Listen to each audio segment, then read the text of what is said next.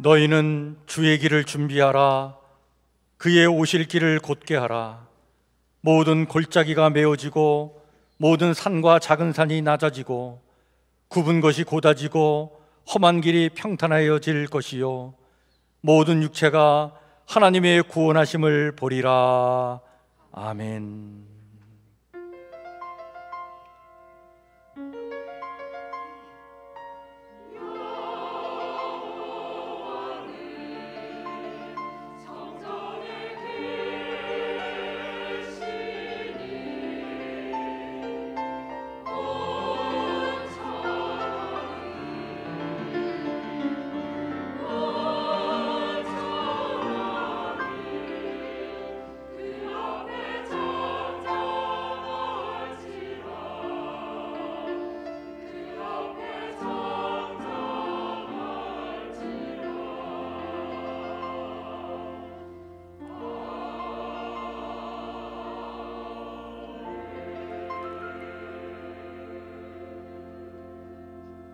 나는 전능하신 아버지 하나님, 천지의 창조주를 믿습니다.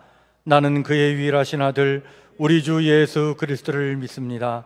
그는 성령으로 잉태되어 동정녀 마리에게서 나시고 본디오 빌라도에게 고난을 받아 십자가에 못 박혀 죽으시고 장사된 지 사흘 만에 죽은 자 가운데서 다시 살아나셨으며 하늘에 오르시어 전능하신 아버지 하나님 우편에 앉아 계시다가 거기로부터 살아있는 자와 죽은 자를 심판하러 오십니다. 나는 성령을 믿으며 거룩한 공교회와 성도의 교제와 죄를 용서받는 것과 몸의 부활과 영생을 믿습니다. 아멘.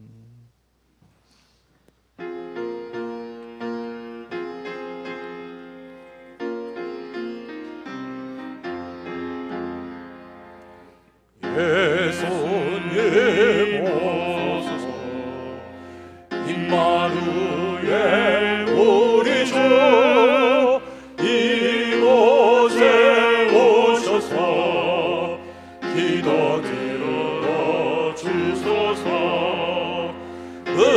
응하신 주께서 그 시기를 행하사 강구하는 우리의 기도를 들어주소서. 예수님 오소서 임마누엘 우리 주 보좌를 떠나서 사람 몸을 입었네. 높은 자 낮추고 비천한 자 높였네.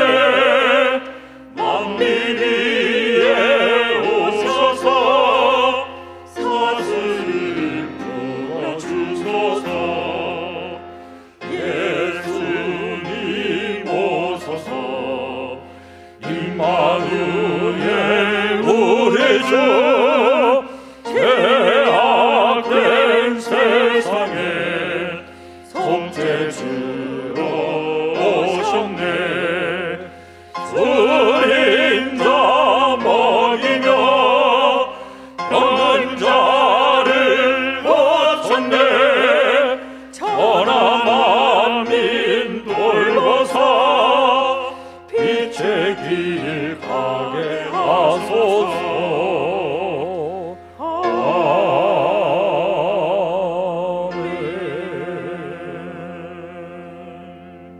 이영욱 장로님 기도 인도해 주십니다.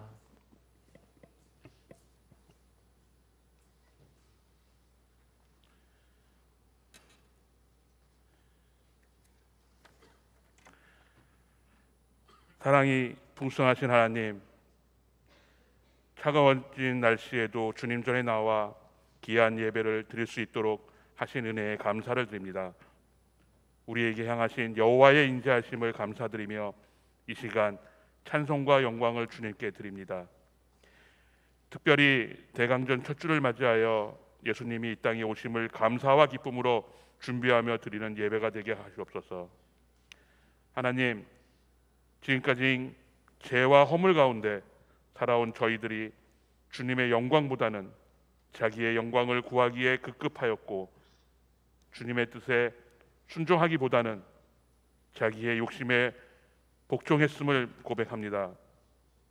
저희들의 죄와 허물을 용서하여 주시고 지난 시간을 되돌릴 수 없지만 앞으로라도 의와 진리의 거룩함을 받은 새로운 심령의 예배자로 살아갈 수 있도록 인도하여 주시옵소서. 공의로우신 하나님, 이 나라의 정의와 도덕이 바로 세워지도록 인도하여 주시옵소서. 하나님을 경외하며 하나님의 영에 감동된 위정자와 치료자들을 곳곳에 세우셔서 주님의 공의한 지혜로 나라와 사회를 이끌어가며 정치, 경제, 사회, 안보 모든 영역에서 안정과 발전이 이루어지도록 주님께서 함께하여 주시옵소서. 하나님, 위드 코로나 체계가 시행되었지만 아직은 코로나 광풍이 멈추지 않고 있습니다. 정부와 방역 당국과 국민들에게 지혜를 허락하여 주시사 위드 코로나 상황을 현명하고 슬기롭게 대처하여 위축되고 침체되었던 일상의 삶들이 생계를 되찾고 회복되도록 인도하여 주시옵소서. 은혜의 하나님, 교회가 한 해를 결산하고 새로운 한 해의 계획을 수립합니다. 올 한 해 무척이나 어렵고 힘든 과정이 연속되었지만 모든 일들을 잘 마무리하게 하시고 2022년도 새로운 한 해의 목표와 계획을 수립하는 모든 과정마다 지혜와 명철을 더하여 주셔서 은혜 가운데 잘 준비할 수 있도록 역사하여 주시옵소서. 겨울을 맞아 특별히 연로하신 어르신들의 건강을 지켜주옵시고 투병 중에 있는 교우들과 함께 하셔서 하나님의 은혜로 온전히 치유될 수 있도록 인도하여 주시옵소서. 하나님, 다음 세대를 위해서 기도합니다. 그 어느 때보다 하나님을 믿지 못하고 나아가는 다음 세대들, 그들에게 지혜를 주셔서 하나님을 깨달을 수 있는 은혜가 있게 하여 주시고 특별히 10주간 진행해오고 오늘까지 청년부 말씀잔치가 진행됩니다. 조광란 복음이 온전한 복음으로 이루어져 하나님의 앞에 나와 하나님을 예배하는 예배자로서 평생의 삶에 하나님을 예배하며 나갈 수 있도록 다음 세대들을 붙잡아 주시옵소서. 단위에 세우신 양기현 목사님, 영육간의 강건함과 크신 능력으로 인도하시고 주의 사명을 잘 감당할 수 있게 하나님께서 세우시고 지혜와 능력으로 인도하여 주시옵소서. 교회를 위해, 예배를 위해 수고하시는 봉사하는 모든 손길을 기억하사 저들의 몸과 마음을 드리는 봉사위에 하늘의 상급을 풍성하게 내려 주시옵소서. 믿음의 고백을 담은 시온 찬양대 이 찬양이 하나님의 영광을 더욱 높이는 찬양이 되기를 원하오며 우리의 영원한 생명과 소망으로 다시 오실 예수님의 이름으로 기도합니다. 아멘.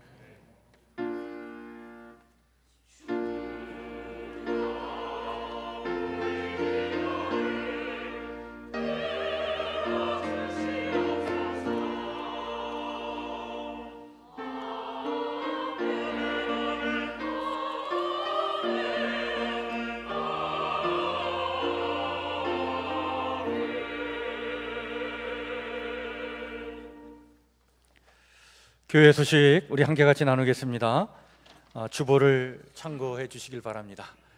우리 교회 소식 나누기 전에 우리 앞뒤 옆에 좌우 살피시면서 한번 인사 나누겠습니다. 반갑습니다. 예, 주의 사랑으로 사랑합니다. 감사합니다. 축복합니다. 예. 오늘까지 해서 예수님과 함께 고고고 말씀잔치가 이루어집니다. 10주간 이 말씀 잔치를 위해서 섬겨주신 우리 임철우 목사님, 이렇게 타교에 10주 연속 와서 이렇게 설교한다는 게 보통 일이 아닙니다.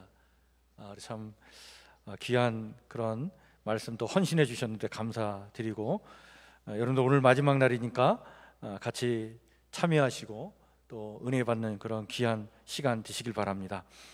우리 다음 주부터는 주일 오후 예배를 12월 달 한 달은 테마가 있는 예배로 예배를 드립니다.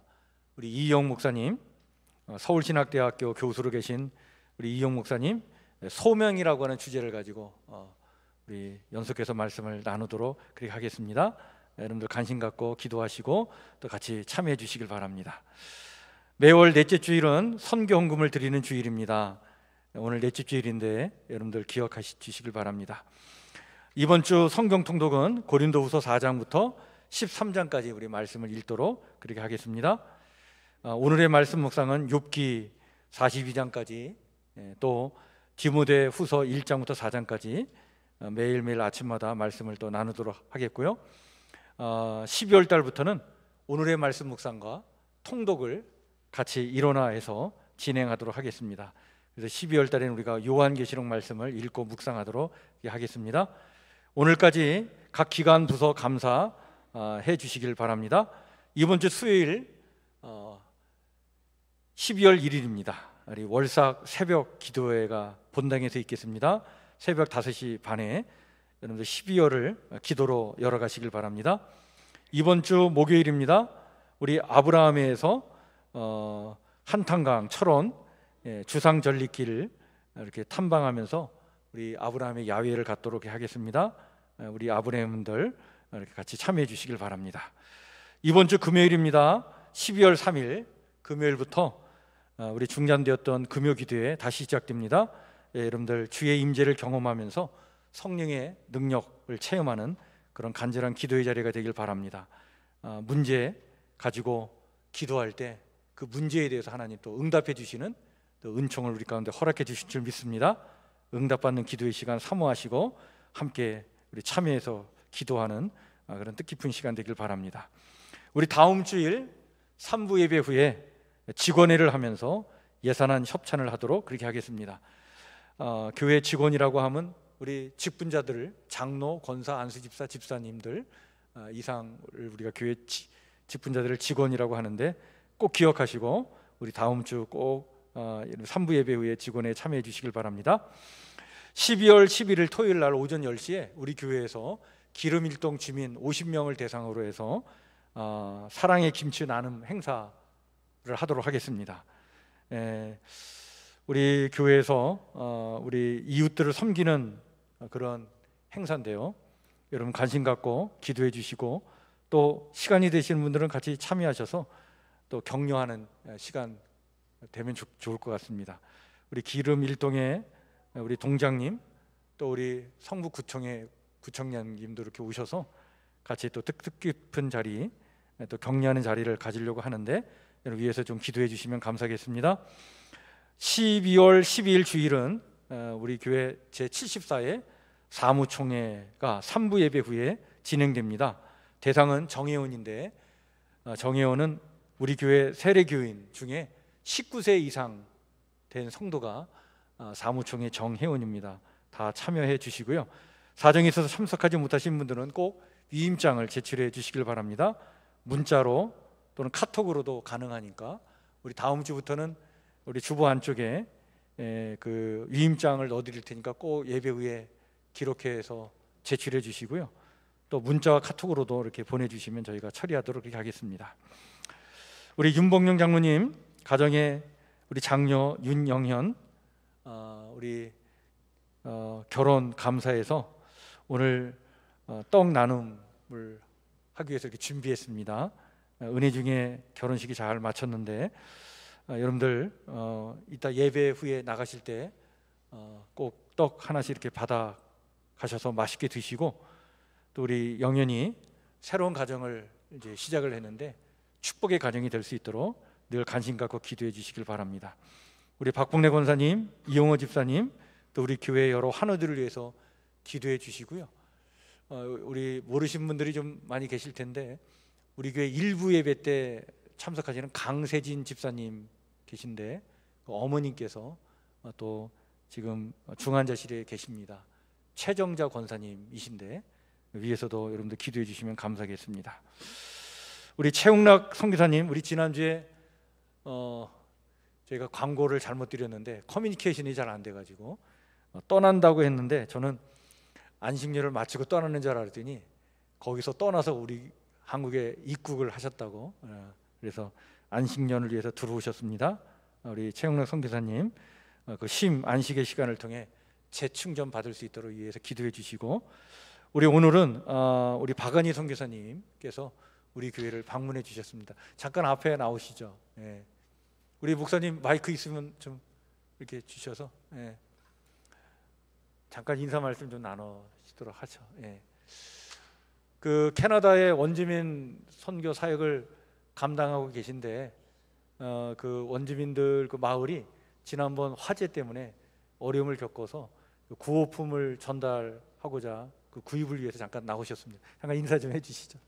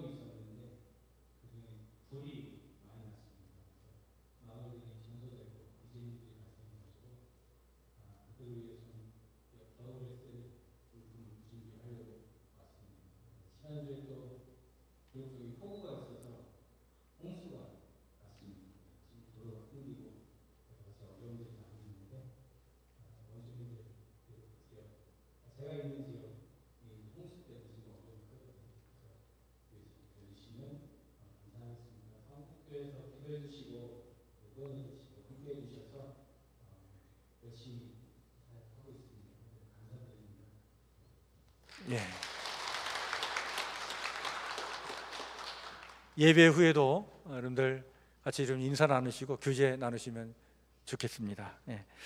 오늘 우리 함께 같이 나눌 하나님의 말씀은 신약성경 284쪽 고린도후서 4장 7절에서 18절 말씀입니다.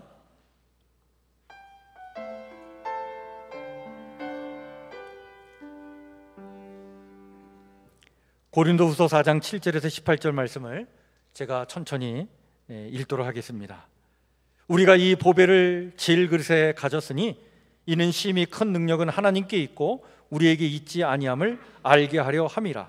우리가 사방으로 우겨쌈을 당하여도 쌓이지 아니하며 답답한 일을 당하여도 낙심하지 아니하며 박해를 받아도 버림받지 아니하며 거꾸로 트림을 당하여도 망하지 아니하고 우리가 항상 예수의 죽음을 몸에 짊어짐은 예수의 생명이 또한 우리 몸에 나타나게 하려 함이라.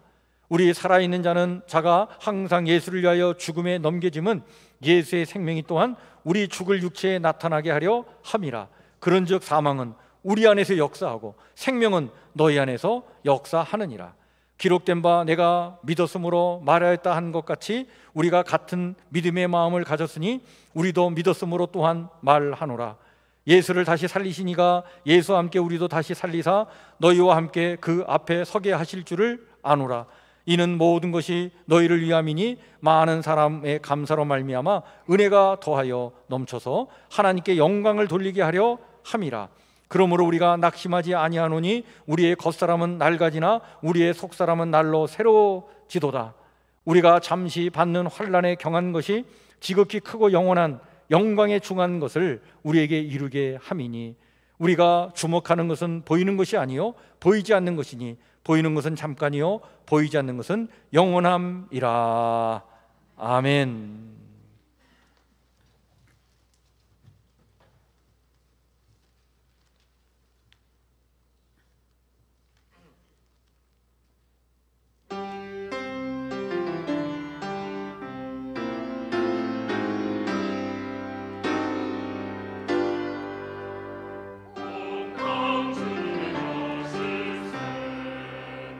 온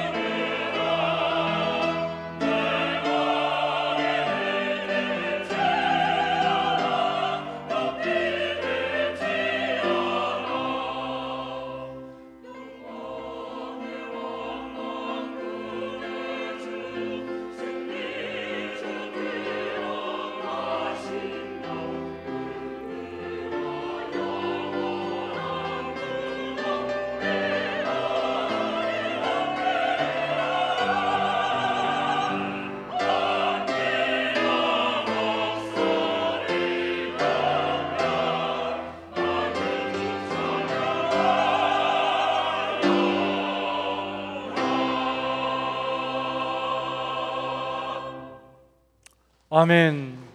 우리 하나님께 박수로 영광 올려드립시다. 감사합니다. 우리가 지금 고린도 후서 말씀을 통독하고 있는데, 오늘은 고린도 후서 4장 7절에서 18절 말씀을 가지고 환난 중에도 기뻐할 이유가 있습니다 라고는 제목의 말씀을 나누고자 합니다. 제가 개인적으로 좋아하는 성경 구절 중에 시편 92편 12절부터 15절 말씀이 있습니다. 제가 종종 이렇게 신방을 가면 이 말씀을 가지고 은혜를 이렇게 나눌 때가 있는데요, 내용이 이렇습니다. 의인은 종려나무처럼 우거지고 레바논의 백향목처럼 높이 성장하리로다. 이는 주님의 집에 뿌리를 내렸으니 우리 하나님의 뜰에서 크게 번성하리로다. 그는 늙어도 여전히 결실하며 진액이 풍족하고 빛이 청청하니 주님의 올 곧으심을 나타낼 것이로다 라고 하는 말씀입니다. 세번역 성경으로 제가 지금 읽어드렸는데요, 여기 보면 종려나무처럼 우거지고 레바논의 백향목처럼 높이 성장하는 그런 삶을 소망하면서 그것을 바라는 그런 기도와 찬양의 노래가 시편 92편입니다. 우리 사랑하는 성북교회 성도 모두가 이런 복을 누리시기를 주의 이름으로 간절히 축원해 드립니다. 이런 종려나무가 도대체 어떤 나무고 백향목이 어떤 나무길래 이런 나무가 되기를 이렇게 소망을 하고 기도를 할까? 이런 종려나무는요, 이스라엘에서 가장 흔히 볼 수 있는 나무인데, 이 나무는 24m까지 자랍니다. 그리고 가지가 저렇게 많이 뻗어나가는데 가지 하나가 한 6m까지 그런 크기로 뻗어나가요. 아주 곧게 쭉 솟아올라서 가지를 쫙 펼친 그 모습이 굉장히 멋있죠. 그래서 참 균형 잡혀 있는 아름다운 모습에 이 종려나무를 보면서 의로운 사람은 저 종려나무 같다라고 하는 말이 생길 정도로 참 그렇게 멋있는 나무입니다. 이 나무는 이렇게 24m까지 자라고 가지도 저렇게 그냥 6m까지 뻗칠 수 있었던 이유는 뿌리가 자그마치 한 50m까지 뿌리를 내린다는 거예요. 그렇게 깊게 뿌리를 내리기 때문에 물이 부족한 광야나 건조한 사막에서도 자랄 수 있는 게 종려나무라고 얘기합니다. 또 그렇게 뿌리를 깊이 내리니까 열매도 풍성하게 열리는데, 이 종려나무는 한 100년 동안 계속 열매를 맺는다는 거예요. 매년마다 한 그루에서 종려나무 열매가 어느 정도 열리냐면요, 이게 종려나무 열매인데 한 270kg 정도의 열매가 그렇게 많이 열린다고 해요. 이 열매를 따서 말리면 그 대추 야자 열매가 되는데, 그게 이렇게 먹으면 굉장히 달죠. 꿀처럼 답니다. 그래서 젖과 꿀이 흐르는 땅이 가나안 땅이라 그럴 때 거기서 얘기하는 꿀은 뭘까 할 때 이 종려나무 열매를 꿀이라고 한다라고 이렇게 해석하는 성서 학자들도 많이 있습니다. 이런 엄청난 열매를 내는 거죠. 이런 백향목은 정말 나무 중에 나무라고 할 정도로 이렇게 멋지게 성장을 합니다. 구약 성서 시대의 성전 건축의 재료로 이게 쓰였는데 재질이 매우 탁월합니다. 겉은 부드러우면서 속은 단단한 재질로 돼 있어요. 그래서 벌레가 속까지 파고 들어가지 못해요. 향기도 뛰어납니다. 1400 내지 1900m의 고원지대에서도 자라는 나무예요. 이 나무가 한 50m까지 자란다고 해요. 그리고 수명도 한 1000년 이상 수명이 이어지는 나무가 이 백향목입니다.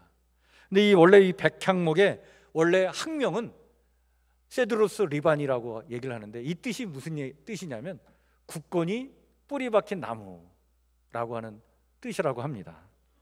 그러고 보면 종려나무도 그렇고 백향목도 그렇고 다 공통점이 있는데 뿌리를 깊이 내리는 나무다라고 하는 것이죠. 그렇게 뿌리를 깊이 내려서 아주 오랫동안 결실하며 진액이 풍족하고 청청한 이 나무처럼 정말 하나님의 성전에서 지금 이 시편 92편은 예배 드리러 가면서 그 하나님 성전에서 예배 드리는 하나님의 사람들이 이렇게 되기를 소망하면서 노래하는 내용이 시편 92편이죠.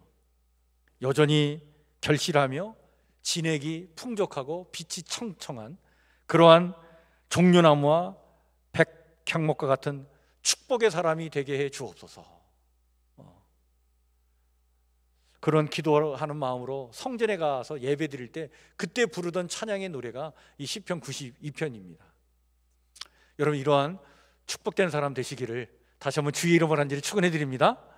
자, 그런데 이런 축복의 말씀 우리가 함께 이렇게 나눌 때 우리 안에 이런 의문이 들 때가 있어요.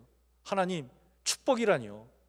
제 삶은 지금 너무나 힘든 일이 많고 저를 괴롭히는 문제가 이렇게 많고 정말 일마다 이렇게 꼬이고 어려움을 겪고 있고 내 안에 이런 상처가 많고 내가 그 누구로부터 이렇게 무시당하고 어려움을 당하고 있는데 하나님, 저에게도 이런 축복이 있을 수 있나요? 이런 생각이 우리 안에 들 때가 있죠.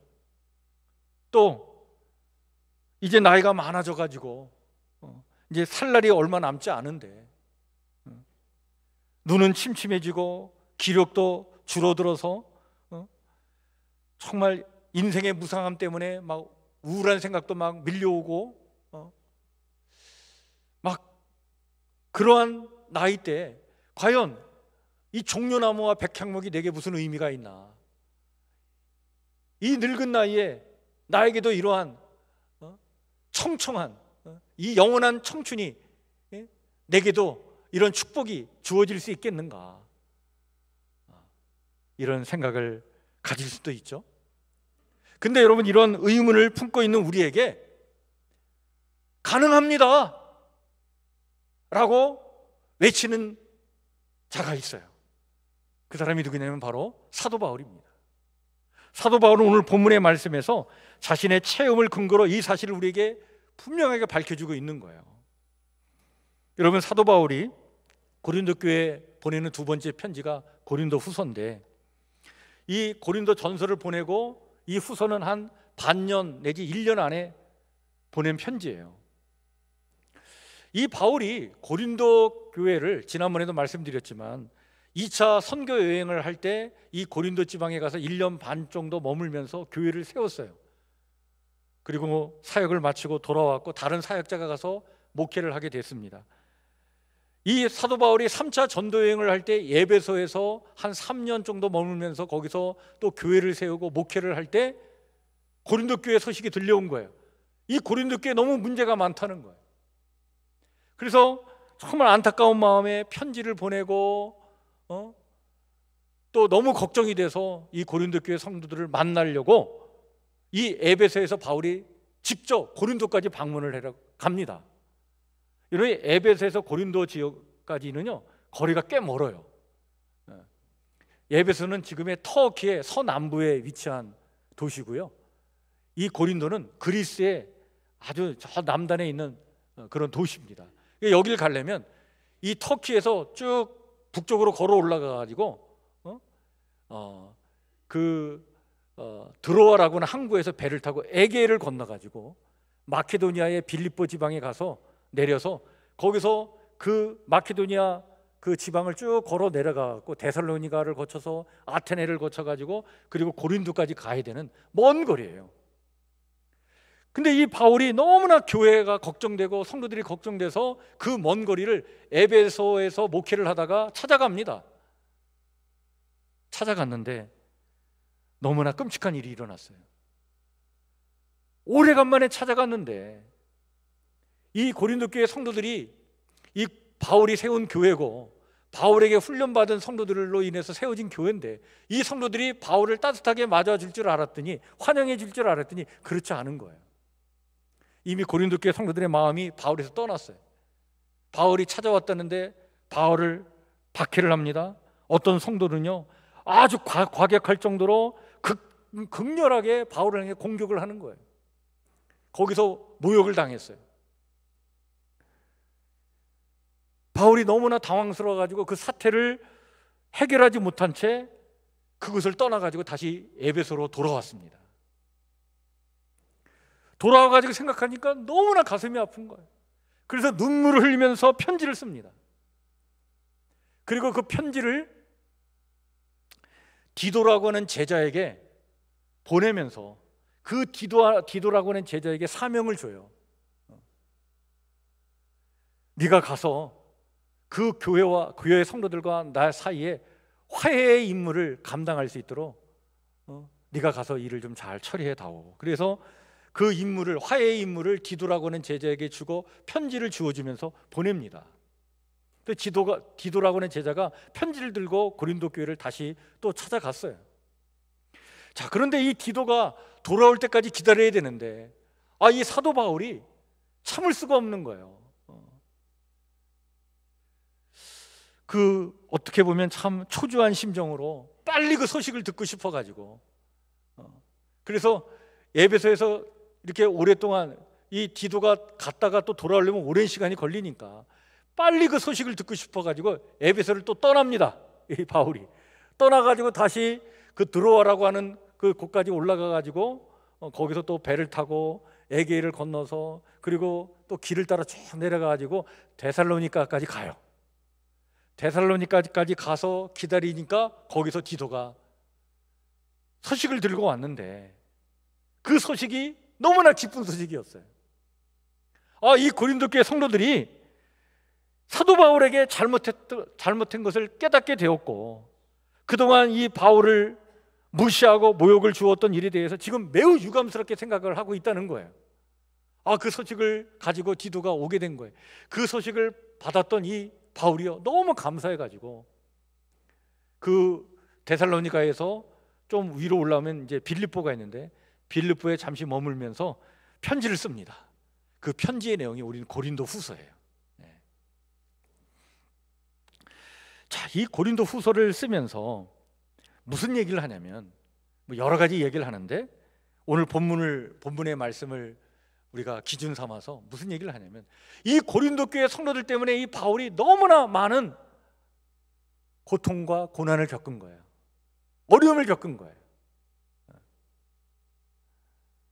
그런데 그런 어려움을 겪으면서도 이것을 내가 이겨낼 수 있었던 비결이 있었다 라고 하면서 그 비결을 얘기해 줍니다.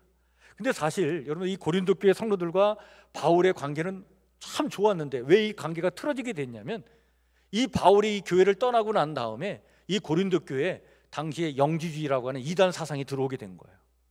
그들이 다른 복음을 성도들에게 가르쳤습니다. 그들은 자기들도 사도적인 어떤 권위를 가지고 있다고 그 권위를 내세웠고 그걸 증명하기 위해서 여러 교회의 추천장을 받아가지고 이 교회들이 우리를 이렇게 추천해 줬다라고 하는 추천장을 가져가고 고린도 교회 성도들에게 보여주고 또 자기들은 어떤 신적인 계시를 직접 받는 사람들이고 어떤 황홀경 속에서 어떤 영적인 체험을 갖고 그 영적인 체험을 가지고 성경을 해석하는 사람들인데 그런 어떤 영적인 체험, 신비한 황홀경의 체험들로 성도들한테 막 보여주고 그러면서 이들이 바울이 전한 복음을 무시하고 바울을 폄하하고 막 그렇게 했어요. 그러면서 바울을 어떤 식으로 무시했냐면 이런 바울이요 키가 좀 작고 이렇게 좀 잘생기지 못했다고 해요. 그리고 이 바울이 말이 어눌했습니다. 바울은요 참 글을 잘 썼어요. 여러분들 이 바울이 남긴 이 서신, 편지들이 성경에 있잖아요. 기가 막힌 글들입니다. 이 헬라어를 우리 한글 번역을 해서 우리가 지금 이 대하기 때문에 우리가 잘 이해가 안 될 때가 참 많은데 근데 이 원래 그 헬라어 원문을 보면 기가 막힌 수사학적인 어떤 능력을 가지고 표현한 글들이에요. 탁월해요. 그래서 그 시대에 위대한 사상가의 반열에 오를 정도로 대단한 글발을 가지고 있던 사람이 누구냐? 바울이라고 얘기를 해요. 근데 여러분 우리 주변에서도 보면 글 잘 쓰는 사람들이 말을 잘 못하시는 분들이 계셔요. 근데 말은 참 잘하는데 글을 잘 또 쓰라 그러면 또 못 쓰는 분들도 계셔요. 공평하죠? 근데 이 바울의 이런 약점을 이 고린도 교회 성도들에게 침투해가지고 다른 복음을 전하는 사람들이 바울을 그렇게 막 폄하시키면서 무시하면서 이간질시킨 거예요. 그래서 이 성도들의 마음을 빼앗아가지고 바울을 공격하고 바울을 오해하도록 하고 막 그랬는데, 그런 어려움을 겪으면서도 이 바울이 그걸 이겨낼 수 있었다. 그 이겨낸 비결이 뭐냐? 그걸 우리에게 얘기해 주는데, 오늘 우리가 읽은 본문 고린도후서 4장 7절부터 18절 말씀은 그걸 얘기하고 있는 거예요. 아무리 힘들고 그런 어려운 상황 속에서도 자신이 낭망하지 않고 그럼에도 불구하고 기뻐하면서 종려나무와 백향목처럼 영원한 청년의 삶이 가능했던 이유 3가지가 있다. 그런데 얘기하는데 첫 번째가 바로 뭐냐? 이렇게 얘기합니다. 보배를 질그릇에 가졌기 때문입니다. 이 얘기를 해주고 있어요. 여러분, 바울이요 고린도 후서 말씀을 기록할 때는 이미 서기 한 55년 내지 56년경이 되어서 이 고린도 후서를 썼는데, 이때 바울의 나이가 이미 50대를 넘어서 50대 초반을 지나갈 때였어요. 예수님, 부활하신 예수님을 20대 후반 30대에 만났는데 이미 시간이 한 20년이 지난 거예요. 근데 이런 사도 바울이 살던 시대에 평균 수명이 몇 살이었냐면 50대였어요. 그러니까 평균 수명만큼 산 나이가 된 거예요. 그러니까 오늘 우리로 얘기하면 이제 살 만큼 살았다 할 정도로 그런 나이가 된 거예요. 그런데 이제 육체적으로 좀 나약해져 갈 때이기도 하고, 뿐만 아니라 이때에 고린도 교회 성도들로 말미암아 얼마나 그냥 속상한 일을 당했는지, 가슴 아픈 일을 당했는지, 그 마음이 상하니까 몸도 상하는 거 아니겠어요? 그런 어려움을 겪고 있었는데, 그러나 이런 환경 속에서도 내가 쓰러지지 않았다, 내가 이것을 이겨냈다. 그 비결이 뭐냐? 첫 번째 이것이다 라고 하면서 오늘 7절 말씀이 이렇게 우리에게 이야기해 주고 있습니다. 우리가 이 보배를 질그릇에 가졌으니 이는 심히 큰 능력이 하나님께 있고 우리에게 있지 아니함을 알게 하려 함이라. 여러분, 이어지는 8절 9절의 말씀에 보면 우리가 사방으로 여러 가지로 우겨쌈을 당하여도, 환난을 당해도 공경에 빠지지 않으며, 답답한 일을 당하여도 낙심하지 아니하며, 박해를 당해도 버림을 받지 아니하며, 거꾸로 튀림을 당하여도 망하지 않았다는 거예요. 왜냐? 그 이유가 뭐냐? 우리의 연약한 마음의 이 질그릇 속에 하나님께서 무엇을 심어주셨느냐? 하나님 보배를 넣어주셨다는 거예요. 이 보배가 무엇이냐? 바로 예수 그리스도죠. 예수 그리스도가 우리의 심령 안에 있기 때문에 그렇게 힘들고 어려운 환난을 이길 수 있는 힘은 우리에게 없었지만, 하나님께서 주의 임재하신 가운데 살아가도록 우리에게 은혜를 베풀어 주셨기 까닭에 아무리 짓눌려 참 힘든 일을 당해도 우리가 찌부러지지 않았고, 절망 속에서도 실망하지 않고, 궁지에 몰려도 빠져나갔으며 맞아 넘어져도 우린 죽지 않았다는 거예요.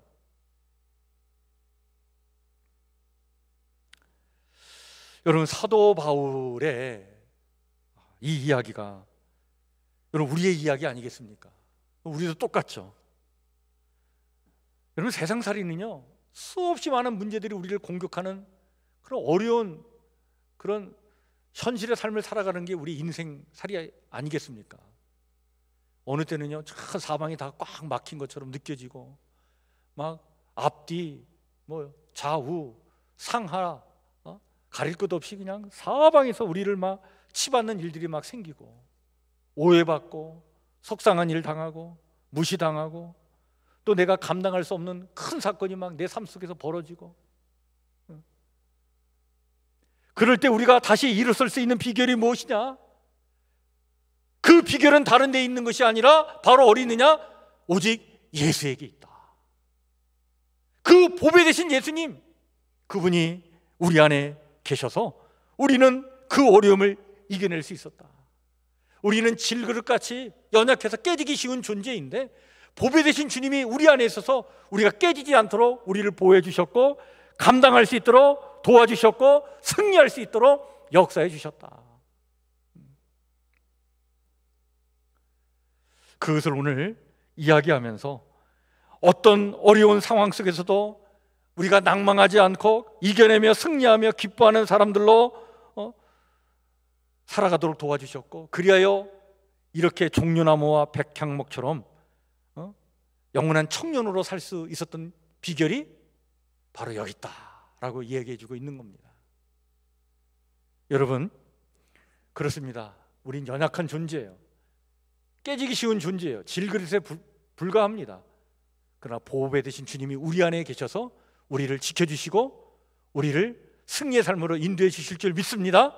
이 믿음 가지시고 여러분 지금 겪는 그 시련 역경 잘 이겨나가시기를 주의 이름으로 간절히 축원해 드립니다. 두 번째는 바울이 이렇게 고백을 해요. 예수의 생명이 나타나기 때문입니다. 여러분 10절, 12절 한번 말씀을 다시 한번 보시죠. 바울이 이렇게 얘기합니다. 우리가 항상 예수의 죽음을 몸에 짊어지면 예수의 생명이 또한 우리 몸에 나타나게 하려 함이라. 우리 살아있는 자가 항상 예수를 위하여 죽음에 넘겨지면 예수의 생명이 또한 우리 죽을 육체에 나타나게 하려 함이라. 그런즉 사망은 우리 안에서 역사하고 생명은 너희 안에서 역사하느니라. 지금 무슨 얘기입니까? 여러 가지 환난과 고난으로 우리는 예수의 죽음을 몸으로 경험하고 살지만, 그런데 그 고난과 고통을 우리가 몸으로 경험하고 살지만 그러나 끝내 드러나는 것이 바로 뭐냐? 예수의 생명이라는 거예요. 생명이 드러난다는 거예요. 사실 주님을 따르는 우리는 살아있는 동안 예수님 때문에 죽음의 위험을 겪을 때도 있고, 또 예수님 때문에 십자가를 짊어지는 어려운 삶을 살 수도 있고, 그래서 날마다 죽는 것처럼 그 죽음이 내 안에서 막 설쳐되는 것처럼 그런 고난도 겪기는 하는데, 그런데 가만히 보니까 놀라운 것이 우리가 그렇게 고난을 당하면 당할수록 드러나는 것은 바로 뭐냐? 예수의 생명이 드러난다는 거예요. 예수의 생명이 나타난다는 거예요. 그래서 사도 바울이 교회 때문에 겪는 이 고난을 가만히 보니까 나는 고난받지만 그것 때문에 교회 성도들이 그것으로 인하여 하나님 예수님의 생명을 체험하고 생명이 드러나는 일을 경험하는 것을 보니까 그것이 소망이 되니까, 그러므로 내 고난도 내가 이겨낼 수 있었다. 지금 이야기를 하면서 뭐라고 얘기합니까? 그런즉 사망은 우리 안에서 역사하고 생명은 너희 안에서 역사하느니라. 여러분, 이런 사례를 우리 주변에서도 우리는 많이 보죠. 여러분, 한 가정의 부모가 된다는 것은요, 사실 이건 무거운 삶의 짐을 지는 거예요. 그렇죠? 왜냐하면 부모로서 가족들을 다 책임져야 되니까. 이게 보통 일입니까? 그래서 우리는 부모가 된다는 것은 고난을 겪는 거예요. 고통을 당하는 거예요. 근데 이 부모가 그 고난과 고통을 당함으로 나타나는 건 뭡니까? 자식들과 가족들에게 생명의 역사가 나타나는 거죠. 그것을 소망하기 때문에, 그것을 바라보기 때문에 오늘 우리는 그 힘겨운 삶의 짐을 지는 거예요. 그럼에도 기쁜 마음으로 지는 거예요. 왜? 생명의 역사가 나타나는 것을 바라보기 때문에. 농부가 쌀 한 톨을 내기 위해서 88번의 손길을 쏟아야 한다고 하면서 쌀 밑자를 이걸 나누어 가지고 88로 해석하는 분들도 계시죠. 그만큼 과거에는 생명을 살리기 위해서 누군가 그렇게도 많은 8번의 그 수고를 했다, 이런 얘기 아닙니까? 무슨 얘기입니까? 그렇죠. 누군가의 수고로 말미암아 누군가는 생명을 얻게 되는 거예요. 교회도 마찬가지입니다. 저는 아침마다 새벽 예배를 마치고 오늘의 말씀 묵상을 성도들과 또 나누기 위해서 매일 아침마다 2시간 내지 3시간 말씀을 읽고 또 묵상하면서 그걸 글로 정리를 해요. 근데 어느 때는 참 글이 쉽게 이렇게 정리가 될 때도 있는데, 어느 때는 대부분은 참 힘든 과정을 겪습니다. 여러분들은 받아볼 때 그게 이제 짧은 한 길어봤자 한 10분밖에 안 되는 글이라 이렇게 그냥 여러분들 받아들일지 모르지만 그걸 정리하는 제 입장에서는 참 매일 아침마다 힘든 그런 과정을 겪어요. 그때 제 혼자 말로 이렇게 말을 할 때가 있어요. 이걸 내가 해야 되나 꼭? 이게 성도들에게 도움이 될까? 막 그런 생각이, 의심이 들면서 이런 것을 내가 꼭 해야 되나? 막 이런 생각이 들어요. 왜? 괴로우니까. 근데 동시에 이런 마음이 들어요. 그렇지, 이런 수고를 통해 어느 한 성도가 생명을 얻을 수만 있다면, 생명을 누릴 수만 있다면 그것보다 더 보람된 게 어디 있겠는가? 그런 생각으로 기쁨으로 감당을 하게 됩니다. 저의 이 마음처럼 교회 직분을 맡은 우리 직분자들도 이렇게 교회의 일을 감당하리라고 봐요. 여러분, 장로, 권사, 안수집사, 집사가 되는 것, 여러분 세상적으로 흔한 말로 여러분 그거 한다고 돈이 생깁니까? 뭐가 생깁니까? 그런데 그 수고로 말미암아 교회가 예수의 생명으로 가득하게 되는 것이고, 성도들이 예수의 생명으로 이 세상을 멋지게 살아갈 수만 있다면 여러분, 그보다 더 영광되고 보람된 일이 어디 있겠어요? 그래서 그런 마음으로 교회의 직분을 감당하고 하나님께 주신 이 사명을 감당하고 나간다면 힘든 일이고 참 고된 일이고 그냥 귀찮은 일이기도 하지만 여러분, 그럼에도 즐겁게 기쁜 마음으로 감당하게 될 줄 믿습니다. 바울이 지금 그 얘기를 하고 있는 거예요. 성도들 때문에 너무 속상한 일을 많이 당했는데, 근데 그래서 너무 힘들고 고난이었는데 보니까 결국에는 그것으로 말미암아 주님께서 당신의 생명을 드러내게 해주셨다 말이죠. 이것 때문에 내가 그럼에도 불구하고 어려움을 이겨낼 수 있었다. 자, 세 번째, 바울은 또 이렇게 얘기합니다. 크고 영원한 영광이 이루어지기 때문입니다. 여러분, 14절에서 18절 말씀이 이걸 이야기하고 있는데, 이 말씀 한번 다시 보시길 바랍니다. 이렇게 바울이 얘기하고 있어요. 예수를 다시 살리신 이가 예수와 함께 우리도 다시 살리사 너희와 함께 그 앞에 서게 하실 줄을 아노라. 이는 모든 것이 너희를 위함이니 많은 사람의 감사로 말미암아 은혜가 더하여 넘쳐서 하나님께 영광을 돌리게 하려 함이라. 그러므로 우리가 낙심하지 아니하노니 우리의 겉사람은 낡아지나 우리의 속사람은 날로 새로워지도다. 우리가 잠시 받는 환난에 경한 것이 지극히 크고 영원한 영광에 중한 것을 우리에게 이루게 함이니 우리가 주목하는 것은 보이는 것이 아니요 보이지 않는 것이니 보이는 것은 잠깐이요 보이지 않는 것은 영원함이라. 바울은 주 예수를 살리신 분이 예수님과 함께 자신도 살리고 또 성도들도 함께 부활하신 주님 곁에 서도록 하실 것을 알기 때문에 이 모든 고난과 시련이 성도들을 위한 것이고 하나님의 은혜가 점점 더 많은 사람들에게 퍼져서 감사하는 마음이 넘쳐 하나님께 영광을 돌리게 되기를 바란다는 거예요. 그러므로 낙심하지 않는다는 것입니다. 겉사람은 낡아지고 그 괴로운 일 때문에 막 속이 상해서 마음도 상하지만 몸도 상하는 그런 일이 벌어지기도 하지만, 그러나 오히려 속사람은 날로 더 새로워진다는 거예요. 속사람이 날로 새로워진다는 건 바로 뭡니까?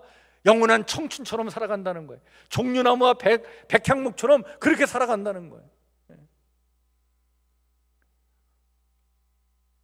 지금 겪는 이 일시적인 가벼운 고난은 비교할 수 없을 정도로 영원하고 크나큰 영광, 곧 부활하신 주님 앞에 모든 성도가 함께 서는 그 영광을 가져다 줄 것을 알기 때문에, 따라서 지금은 그 보이는 고난, 그 고난 힘들잖아요. 그러나 그 보이는 고난을 바라보지 않고 보이지 않는 것 바라본다는 거예요. 그 크고 영원한 영광을 바라본다는 거예요. 고난 너머에 이루어질 그 크고 영원한 영광을 바라보면서 보이는 것은 잠깐이지만 보이지 않는 것은 영원하기 때문에 그것을 바라보면서 어떤 어려운 상황 속에서도 낭망하지 않고 담대하게 이겨나가며 그것에 휘둘리지 않는 삶을 살아가고 있다. 그렇게 살았다는 거예요.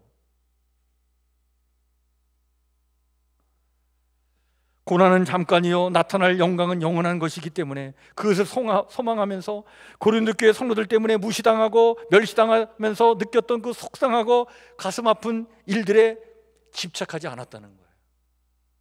왜? 시선이 어디에 가 있으니까, 미래의 영광에 가 있으니까.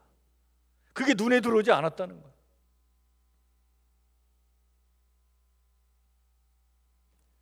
저는 지난 한 주간 오늘 이 설교를 준비하면서요, 바울의 이 고백을 깊이 묵상하면서 제 입에서 이런 감탄이 탁 나왔어요. 야, 진짜 예수로 살아가는 사람이 여기 있구나. 정말 예수의 정신과 예수로 살아가는 사람이 바로 여기 있구나. 그렇습니다. 여러분, 예수로 살아가는 것이 이런 거예요.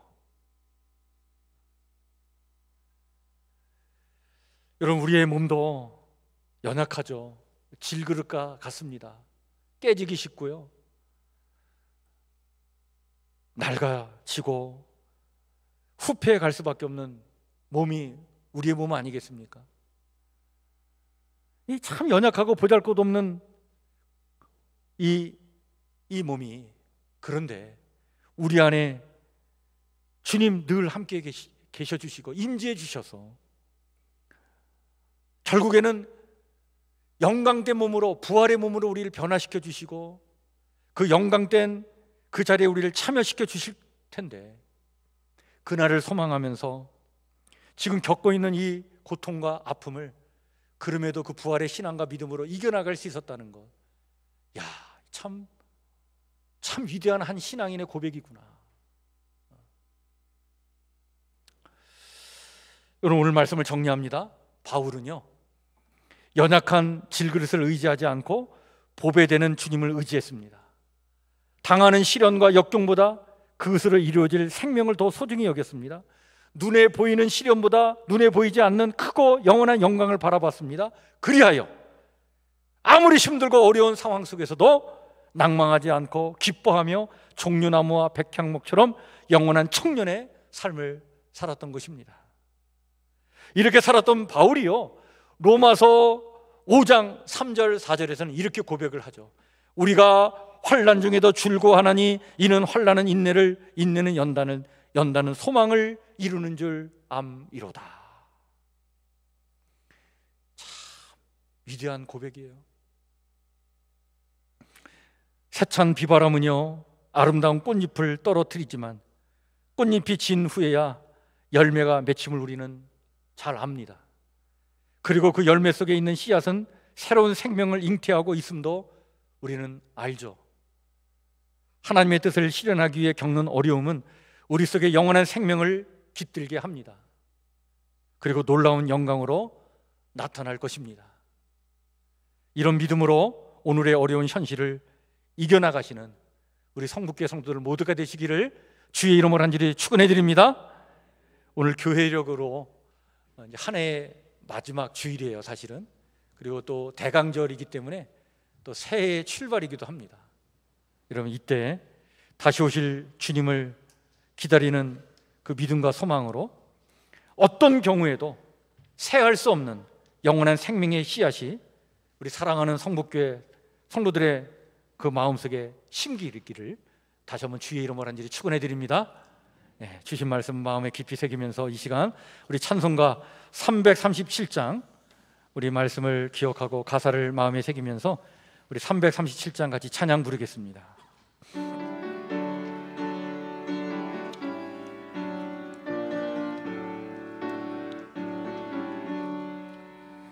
내 모든 시험 무거운 짐을 주 예수 앞에 아뢰이며 근심에 쌓인 날 돌아보사 내 근심 모두 맡으시네. 무거운 짐을 나 홀로 지고 견디다 못해 쓰러질 때 불쌍히 여겨 구원해 주니 은혜의 주님 오직 예수. 내 모든 괴로움 닥치는 말라. 주 예수 앞에 아뢰이며 주께서 친히 날 구해주사 넓으신 사랑 베푸시네.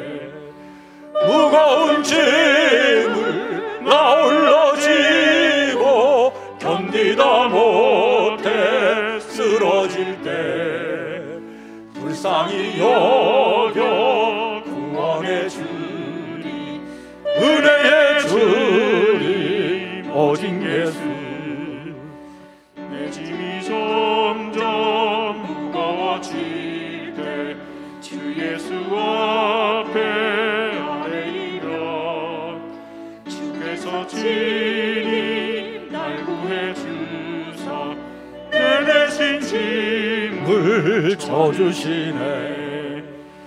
무거운 짐을 나 홀로 지고 견디다 못해 쓰러질 때 불쌍히 여겨 구원해 주리. 은혜의 주리 오직.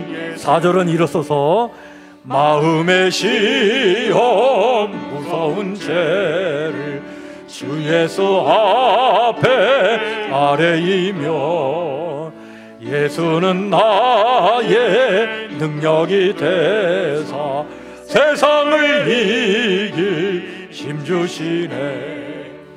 무거운 짐을 나 홀로 지고 견디다 못해 쓰러질 때 불쌍히 여겨 구원해 주리. 은혜의 주리 오직 예수. 하나님, 11월 마지막 주일을 맞이하여 주님 앞에 나와 마음과 뜻과 정성을 다하여 예배를 드리게 하시며 또 각자의 처지와 형편에 따라 귀한 예물로 봉헌하며 11조로 감사헌금으로 주일헌금으로 또 성교 헌금으로 봉헌하며 예배케 하시니 참으로 감사를 드립니다. 귀한 예물 바친 손길에 하나님 하늘의 복을 더해 주시고 하나님의 능력의 손길로 꽉 붙잡아 주셔서 올해 남은 아버지 하나님이 한 달도 하나님의 그 은혜 가운데 한 해를 잘 마무리 짓고 잘 매듭 짓고 또 승리의 새해를 맞이할 수 있도록 하나님 축복하여 주시옵소서. 우리는 참 연약한 질그릇과 같습니다. 깨지기 쉬운 존재입니다. 상처받기 쉬운 존재입니다. 무너질 수밖에 없는 연약한 존재입니다. 그러나 우리 안에 보배 되신 주님이 계시고 주님 우리 가운데 임재하여 주시고 우리의 삶을 동행해 주시며 이끌어 주셔서 오르막길이든 내리막길이든 어떤 길이든 동행해 주심으로 힘있게 능력있게 살아가도록 도와주실 줄 믿사오니 이 믿음 가지고 아버지 하나님 다시 한번 삶을 박차고 일어나 멋지게 종려나무처럼 백향목처럼 아버지 하나님이여 그렇게 살아가도록 하나님 저희와 함께하여 주시옵소서. 대강절 첫 주를 맞이했습니다. 평화의 왕으로 오신 주님 영접하는 온전한 심령 되길 원하오니 우리 안에 오만함과 교만함의 봉우리가 있습니까? 낮아지게 하여 주시옵소서. 열등감과 자괴감의 골짜기가 있습니까? 주의 은혜로 메워 주시옵소서. 꼬인 심성 아버지 하나님이여 고와 고다지게 해주시옵고 상처 입은 마음 평탄하게 하여 주셔서 주님을 기쁜 마음으로 맞이하며 평화의 주님 때문에 우리의 심령 또한 평화로울 수 있도록 이 성탄절기에 하나님 우리를 축복하여 주시옵소서. 병마와 싸우는 성도들을 하나님 지켜주시옵소서. 주의 능력으로 온전케 해주시옵소서. 하나님이여 역사하여 주시옵소서. 병마와 싸워 이기도록 주여 도와주시옵소서. 주의 권능을 나타내 주시옵소서. 승리할 수 있도록 역사하여 주시옵소서. 힘겨운 문제들, 아버지는 괴로운 문제들, 아버지는 고통의 문제들 다 주님께 맡기고 나가오니 아버지 하나님 주의 영광을 드러내게 도와주시옵고 주의 아버지의 생명의 역사를 체험할 수 있도록 도와주시옵고 아무리 힘들고 어려운 상황 속에서도 낭망하지 말고 기뻐하며 종리나무와 백향목처럼 영원한 청년의 삶을 살아가도록 저희를 축복하여 주시옵소서. 이제는 우리 주 예수 그리스도의 은혜와 하나님 우리 아버지의 무한하신 사랑과 성령님의 교통하심의 은총이 온 마음을 다해 예배를 드리고 다시 일상의 삶으로 돌아가는 저희들 모두 위에 영원토록 함께하옵시기를 간절히 축복하며 기도하옵나이다. 아멘.